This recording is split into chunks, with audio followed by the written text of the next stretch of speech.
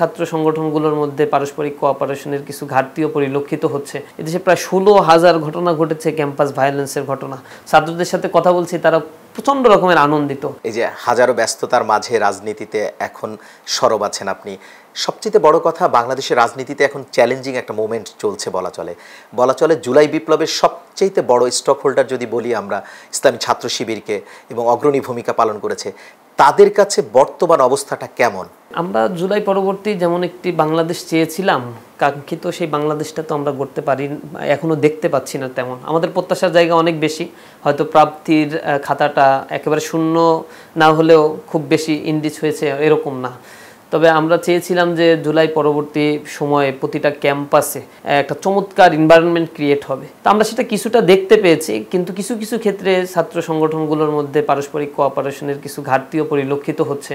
তবে এটা সত্য কথা যে ক্যাম্পাসে পূর্ববর্তী সময়ে আওয়ামী লীগের সময় নিষিদ্ধ ছাত্রলীগ যেভাবে এখানে ফ্যাসিজম কায়েম করছে, একচেটি আধিপত্য বিস্তার করছে, ইভেন কোরবানির পশু মানে গরুর গোশত বিতরণ করার সময় বাধা সৃষ্টি করেছে, এটা হস্তক্ষেপ করেছে প্রশাসন, এগুলো সব কালেকশন করে নিয়ে চলে গেছে, আমাদের স্বাভাবিক বিলি বন্টনও করতে দেয়নি।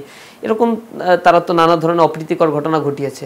2019 সাল পর্যন্ত আমরা একটা স্ট্যাটিস্টিক্সে দেখেছি, 2016 থেকে 19 সাল পর্যন্ত এদেশে প্রায় 16,000 ঘটনা ঘটেছে ক্যাম্পাস ভায়োলেন্সের ঘটনা। এই ঘটনাগুলোতে অনেক মারা যাওয়ার ঘটনাও ঘটেছে। তো সেই দৃষ্টিকোণ থেকে বর্তমান সময়ে ক্যাম্পাসগুলোতে যথেষ্ট সহাবস্থান, সহনশীল পরিবেশ এখানে বিরাজমান রয়েছে। অনাকাঙ্ক্ষিত কিছু ঘটনা ঘটছে, যেটাও আমরা প্রত্যাশা করি না, তবে সেটা কিছুটা ঘটে যাচ্ছে। এটা থেকে প্রতিটা দায়িত্বশীল ছাত্র সংগঠনকেই সচেতনতার সাথে বিরত থাকা উচিত। ক্যাম্পাসে এখন যেটা আমরা খেয়াল করছি যে ছাত্ররা ফার্স্ট ইয়ারে পড়ছে, হল পেয়ে যাচ্ছে, হলে সিট পেয়ে যাচ্ছে। ছাত্রদের সাথে কথা বলছি, তারা প্রচণ্ড রকমের আনন্দিত। জোর করে তাদেরকে গেস্ট রুমের কালচারে অভ্যস্ত করা হচ্ছে না, সেখান থেকে নিয়ে মূল রাজনৈতিক দলের পারপাস সার্ভের জন্য তাদের মিছিল মিটিংয়ে অংশগ্রহণ করতে হচ্ছে না, নেতার পিছনে দৌড়ে দৌড়ে একটা হলের সিট ম্যানেজ করতে হচ্ছে না। এই সিনারিওটা তো আমাদের জন্য কাঙ্ক্ষিত ছিল এবং প্রচণ্ড রকমের আমাদের এটা একটা প্রত্যাশাও ছিল। আলহামদুলিল্লাহ সেই পরিবেশটা আমরা ক্যাম্পাসে দেখতে পাচ্ছি। আমরা আশা করি এইটা কন্টিনিউ হবে। ছাত্রজীবন শেষ হয়ে যাওয়ার সাথে সাথে নিজ উদ্যোগেই সিনিয়র যারা রয়েছে হল ছেড়ে দিবে, জুনিয়র যারা রয়েছে অ্যালোকেশনের মাধ্যমে মেধার ভিত্তিতে এই হলের সিটগুলো বন্টন হবে।